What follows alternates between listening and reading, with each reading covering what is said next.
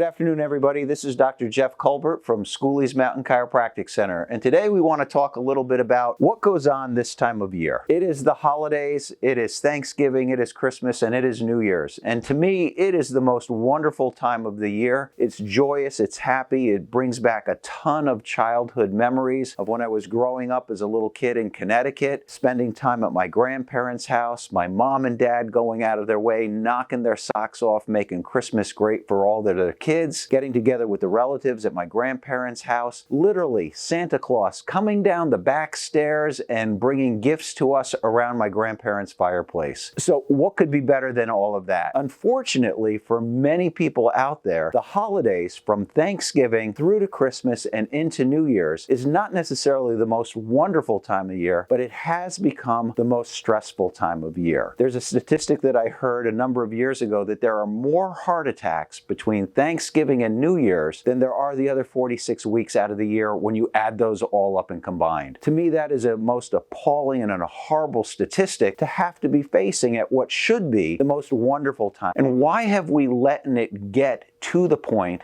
of being such a stressful time of year?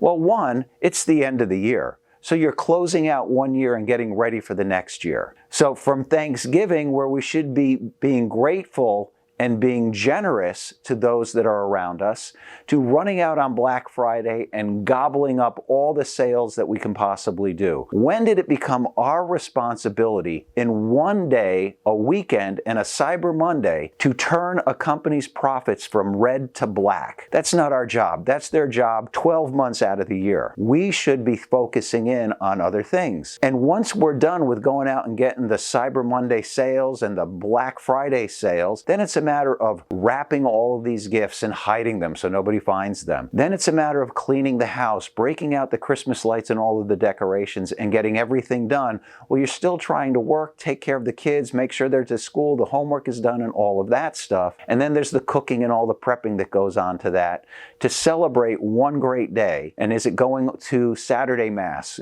in this particular case this weekend, and getting up and ready to go to Christmas Mass? There's a lot that goes on. Our attention is being pulled in every which direction that you possibly can, instead of remembering what is the reason for the season that we want to have a Merry Christmas. And remember, for me, a lot of this gets tied into some of the old-time Christmas movies that we would watch as kids and still try to watch today. My favorite of all time happens to be The Bishop's Wife, starring Cary Grant, Loretta Young, and David Niven. And David Niven is a Protestant minister who's lost his way and is asking for help and guidance, so they send Dudley, the angel that is played by Cary Grant. And through the course of the movie, Cary's Grant is to prod and push David Niven into remembering what the reason for the season is. And to me, that culminates with the sermon that is at the end of the movie. And I think this sermon, every minister, every priest, every pastor should be required to say this sermon at Christmas for the congregation, because it helps to smack us into reality, to remember what the reason for the season is. It's the birth of our Savior, that by the grace of God we are saved, and then from there we will meet Him in eternity. Okay, so here's the sermon that is at the end of The Bishop's Wife. Tonight I want to tell you the story of an empty stocking. Once upon a midnight clear, there was a child's cry. A blazing star and wise men came with birthday gifts. We haven't forgotten that night down through the centuries. We celebrate it with stars on Christmas trees. You give me a book, and I give you a tie. Aunt Martha has always wanted an orange squeezer, and Uncle Henry can do with a new pipe. We forget nobody, adult or child. All the stockings are filled. All that is except one, and we have even forgotten to hang it up. The stocking for the child born in the manger. It is His birthday we are celebrating. Don't ever let us forget that. Let us ask ourselves, what would He wish for most? And then let each of us put in his share. Loving kindness, warm hearts, a stretched out hand of tolerance, all the shining gifts that make peace on earth. And if we remember that simple little sermon and we extend the hand of kindness, we remember what the covenant with Jesus laid out for us is, that we are to love God with our whole heart, soul, and mind, and we are to love each other as we would want others to love us. It would make this season definitely way more joyous and way more happy than we have currently allowed it to be. Now, some of the things that you can do to help de-stress during this time of year is remember to make time for yourself, okay? And take care of yourself so that you can take care of others and everything that's got to be done around the holiday. I would ask you to try to stick to somewhat of a regular exercise program during this time of year. The average person at Thanksgiving alone puts on 7,000 to 10,000 calories in one day, and that is then augmented and added to throughout the holiday season. It's not really great to be thinking that you're like Santa Claus with a big hanging belly as you're gaining weight through the holiday. Remember to eat somewhat nutritious foods. Okay, fresh is always best, then frozen, then canned. Limit your intake of the 3 whites, that of overloading on sugar, overloading on salt, and overloading on refined flour. Please also make sure that you are finding time to get some rest during this holiday season. You know, the average person needs about 8 hours and 15 minutes of sleep a night.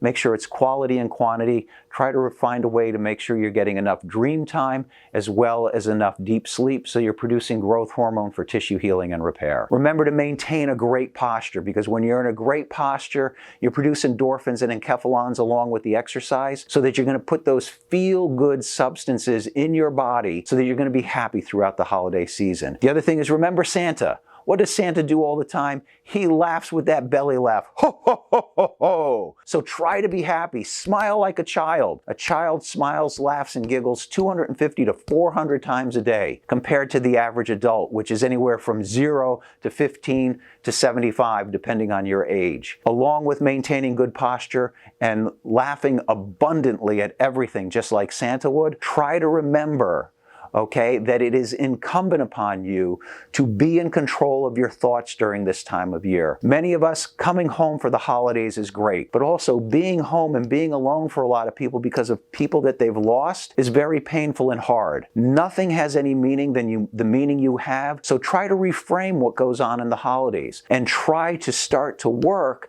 on that love and kindness and extending that hand of tolerance for you to others, because there is a saying out there that givers always gain. It's a tithing principle. What you give, you're always going to get back in abundance. And the last thing I would ask you to do is try to remember that maintaining your chiropractic care and getting your chiropractic adjustment on a regular basis during the holiday season helps the spine. It's like your spine is like a circuit breaker. When you're overloading with stress or your electricity in your house is being overloaded, you're going to flip the circuit breaker, and just like that, your spine is going to flip a vertebra and it's going to start to pinch a nerve, and wherever that nerve goes, muscle, joint, organ, gland, or skin, is going to have some aberrant function that's going on, whether that's pain, numbness, hypersecretion, okay, hyposecretion, okay, or something is just not feeling and working right. So again, maintain your schedule of care with your chiropractor or in our office so that we can help you to de-stress on a physical level. Try to help remind you of what the reason for the season is so that you can absolutely have